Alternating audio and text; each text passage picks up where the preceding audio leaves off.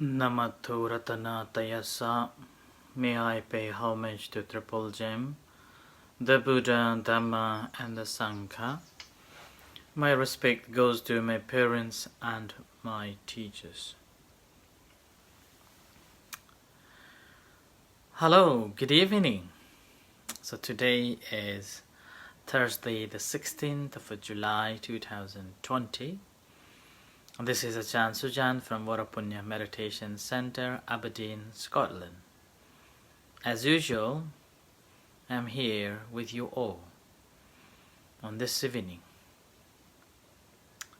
to be part of your evening, maybe evening cup of tea, and also a part of your relax and sharing some of my thoughts, some of my experiences, and some of the teachings of the Buddha that try to apply or try to make it simpler to understand how to apply in our day-to-day life.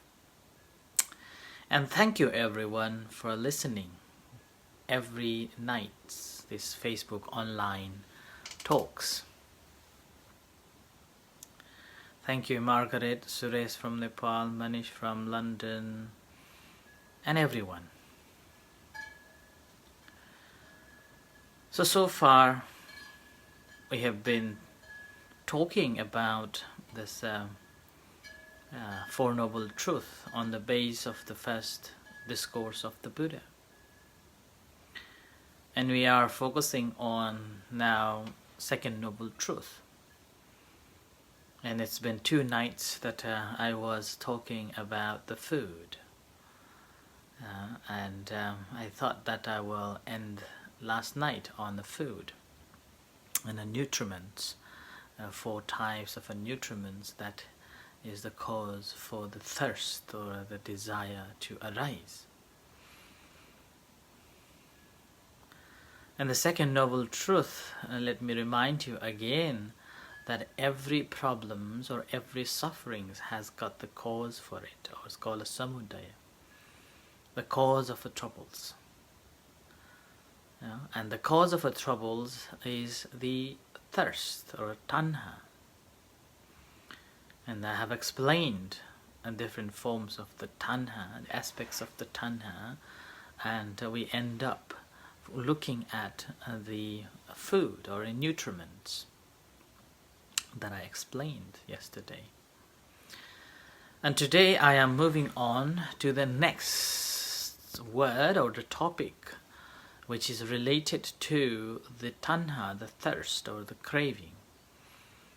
And because of the craving, there is attachment, so-called upadana. So I will be focusing on that today. But before that, I would like to express my gratitude and thanks to those who have sponsored and also generously donated towards the center in this week, as J.B. Morgan, Ray P., Sida Silva, Virapon from Thailand, Supapri from Thailand, Koson from Thailand, Natapon from Thailand, and Warapon from Switzerland.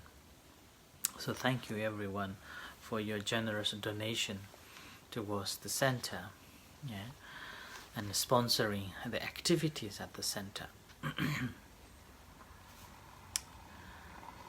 So when we talk about the upadana as a part of the result of the tanha, the thirst, then we can see that we have so much attachment, and this attachment is an attachment that is the important of the objects, but the object, how we put the value on.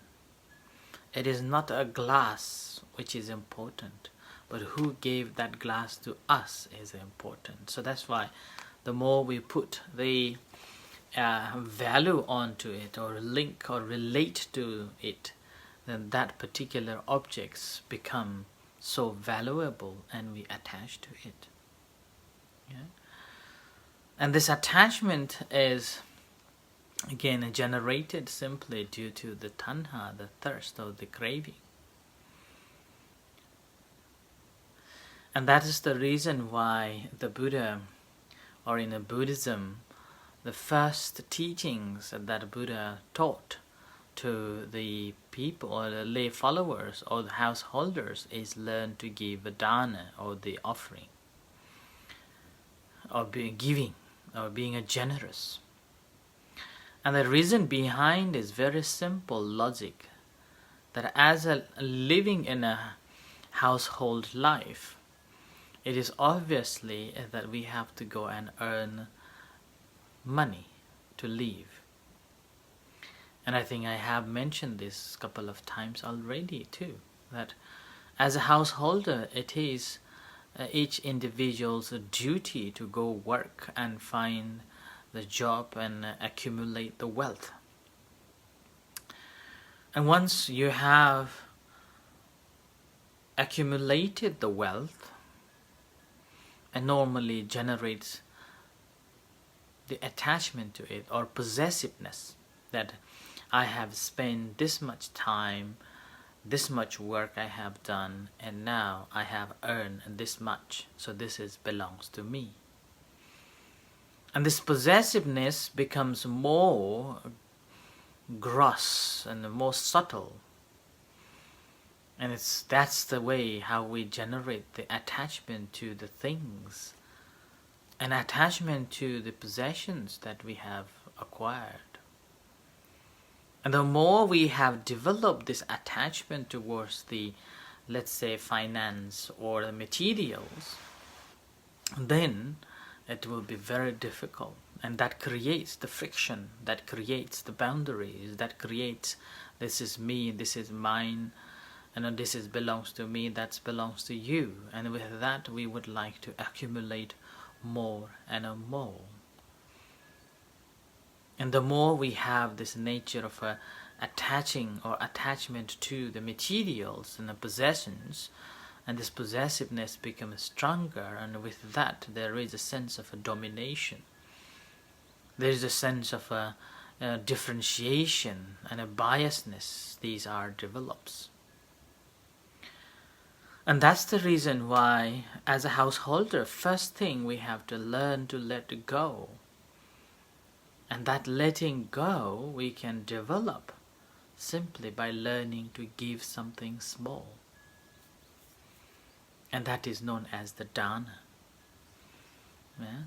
And giving, or being a generous. And that's way we are learning to share. And learning to take away this possessiveness on the things, or this stinginess away from our minds and our heart. The sense of a greediness or greedy mind, we're simply decreasing it, diminishing it little by little. And that's the reason why in Buddhism always it begins with the generosity, giving. Once we know how to give, then we slowly giving up this attachment to the things. And it is not easy. I reflect myself again and again that the center that we have here in West Hill, in Aberdeen, we are living here as a guests, and all the works that we are doing, whether it is renovating, whether it is planting the trees, or whether it is making the halls, or whether it is having these classes and things, it's not for the personal gain, but there's a clear direction that we are working for the further new generations to come and use it. Basically we are preparing a ground for other people or other generations to come and work. There is no possessiveness. There is simply a sense of a help and a give an opportunity to the other people and the new generations. And again, same thing with the community. I normally tell them that we are so fortunate that we have got this space, this temple, this center. And with this, we have so fortunate to get monks from around the world to visit and give us the opportunity to do the merits. Otherwise, we would not have this opportunity to meet or to have opportunity to accumulate merits through them, or even hearing such a wonderful teachings. So that is again, it's a possessiveness that we are taking it away. And that's the reason why even I am trying to form the future groups or future generation that they can come and take over, and they can run the center for the good and happiness of many people. So as a householder, it is very difficult to let go items or let go of things or being a generous. And mind you, things that you don't want, then it's easy to let go, because it's like the rubbish that you don't want to keep it. So it's very easy to let it go. Like that's why we have so many charity shops.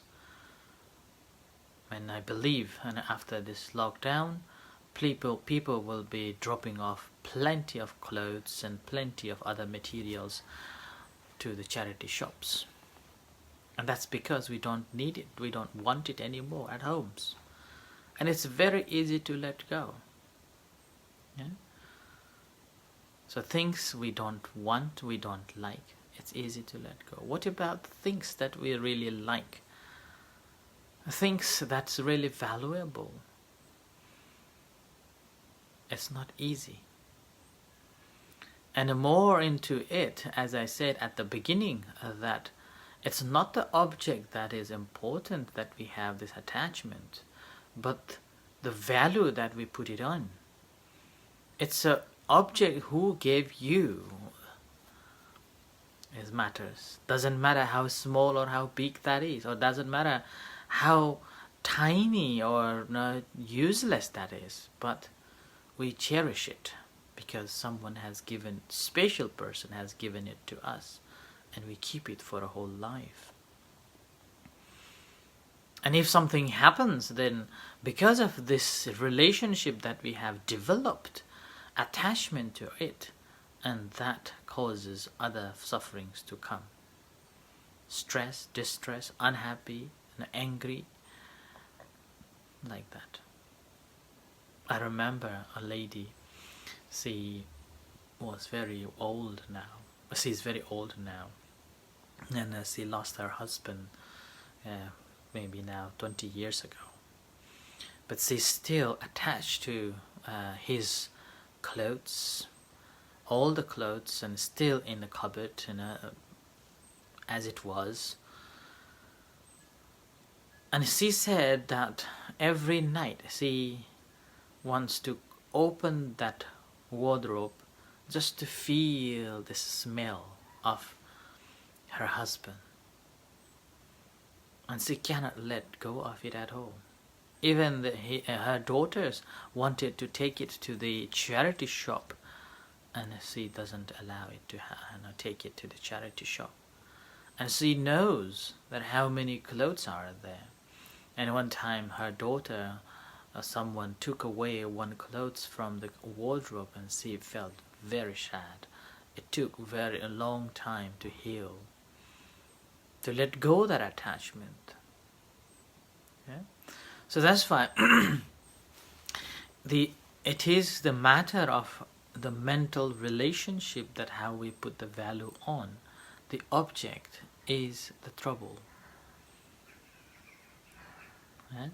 And that attachment causes another troubles. Okay? And that's the first thing. It's called the kamupadana. Means the attachments that we have onto the objects, sounds, smells, and tongue, and contacts.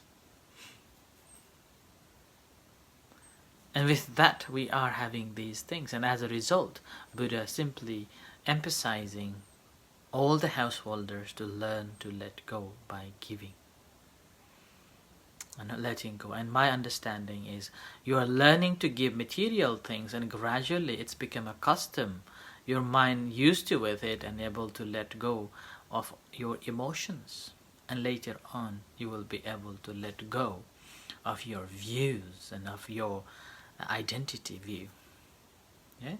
And the second attachment that Buddha was talking about, again, the view, the upadana. Okay? And on that upadana, people create differences and clinging onto their personality view, clinging onto their views. And I think I have mentioned about it yesterday a little bit too. And they will have a different sort of views that there is no good and no bad, there is no heaven and no hells, like that. And also they have a view that my clan is the best, my nation is the great, my ethnicity is the great, my race is the great than anybody else. I think that is the reason why we had this last month, Black Lives Matter, race trouble erupt and cause really disruption, in America and in the UK. And that's simply because holding on to the view that my race, my group is like this and like that. And holding on to that views causes a trouble. In the practice of a meditation or practice of a Buddhism, what happens is you're simply breaking the boundaries, accepting everyone as the one, everyone as a human beings. Everyone has this five aggregate and everyone has to die, regardless of who, regardless of where you're from. So I remember Luang Por Bun Choi, he came to stay with us in about 2 weeks. And over that 2 weeks' time, he taught so much on this boundary-less heart that one has to develop. The very moment one has developed this boundary-less of this is me and this is mine and this is my ethnicity, that is my ethnicity, then there is no biasness. Now look at me. I was born in Nepal, trained in Thailand, end up being here in Aberdeen. Now, I have got so many multicultural people joining with me. And having said that, I must confess that I have gone through these troubles a lot. Sometimes people say, he's Nepalese and why we are supporting. So like a Thai people.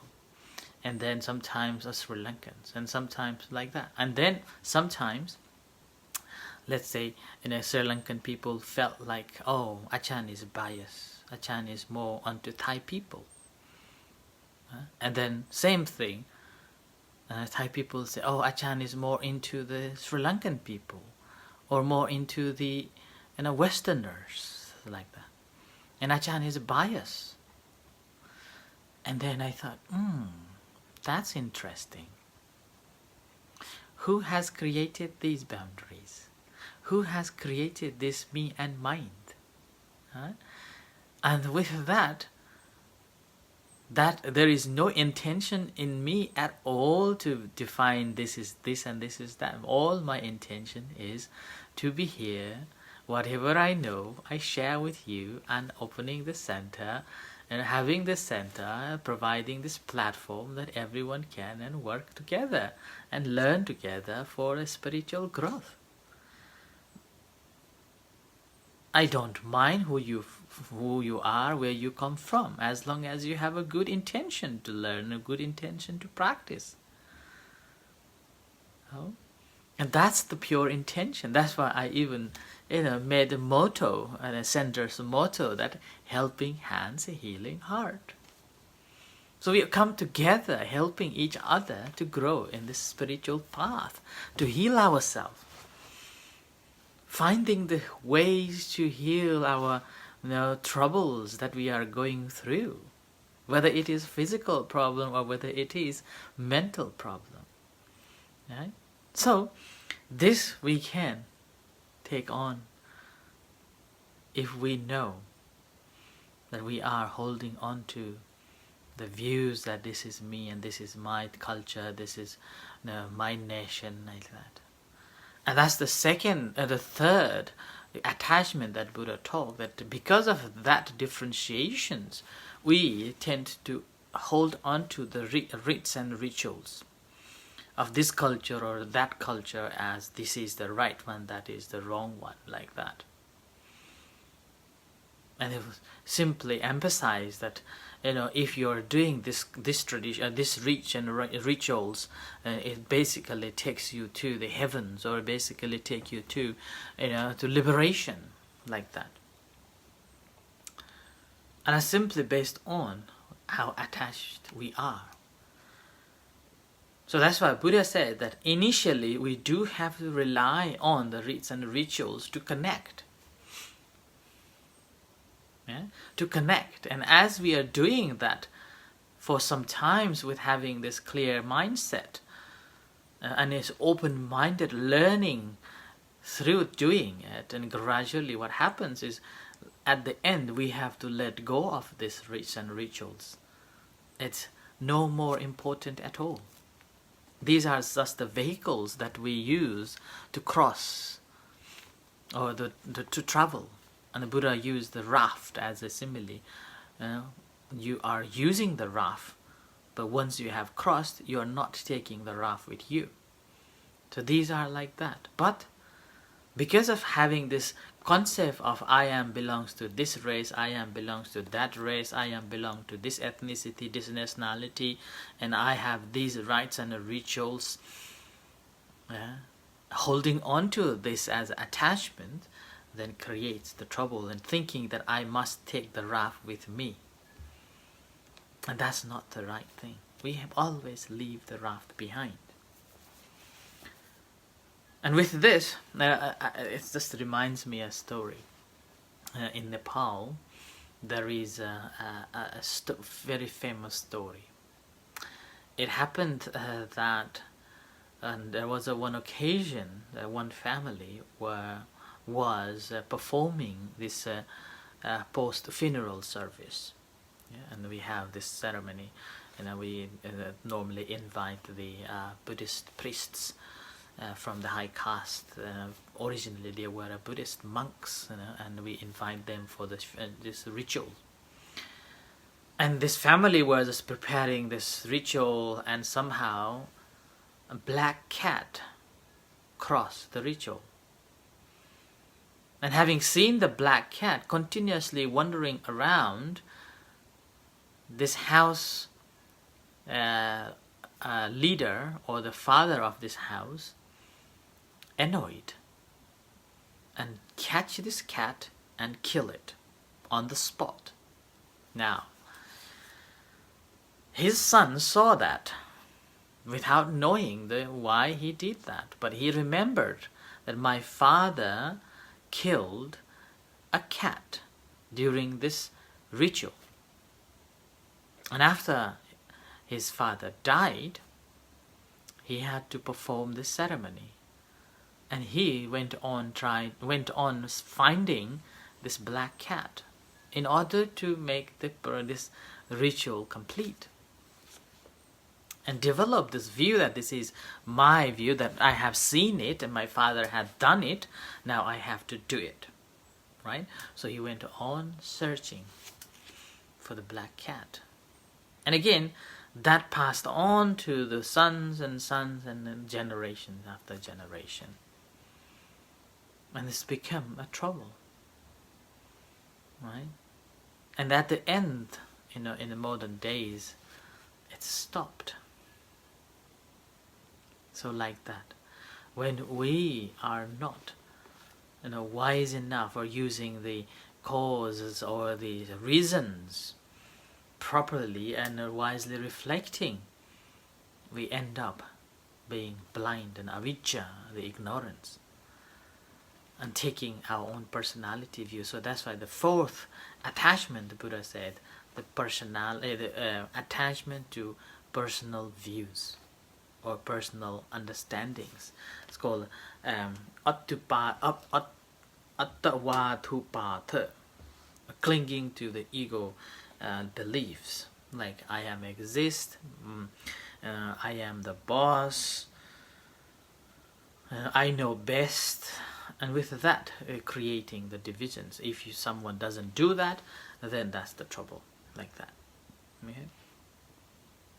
So that's why in this, again, the upadana is simply an attachment, which is the result of the cravings. So we have a craving and then we attach to it. It's like a fuel. Yeah? And this is like a fuel. It's like a Buddha gave a simile that when you are having the fire lit and you're simply adding more fuel on it, like a dry woods or dry grass, you're putting again and again onto that, which will never end. So upadana, or the attachment, is like that. We want to get away from the trouble, we want to get away from this cycle of birth and the death, but we have the attachment to these things. And at the end, the Buddha said, the panchupadana kanta dukkha. Having attachment to the five senses is the cause of a suffering, and which is the end. And panchupadana, of five aggregate, is simply the whole body as a rupa, and the vedana, the feeling, perception, formation, and consciousness. So these are attachment to these five aggregates causes the trouble.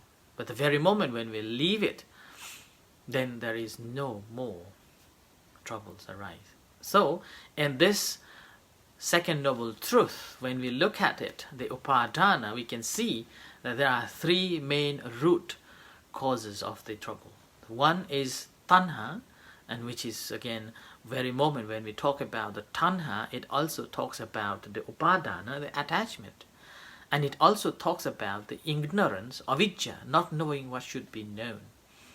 So that's why tanha become a cause to arise the upadana, or the attachment, and at the same time attachment becomes the cause to arise the tanha, the craving, the thirst. And these simply because we have no understanding of it. So these three just rooms around, which one is cause, which one is effect, basically based on which context it is. So that's why it is very important to understand this upadana as a thirst or the craving.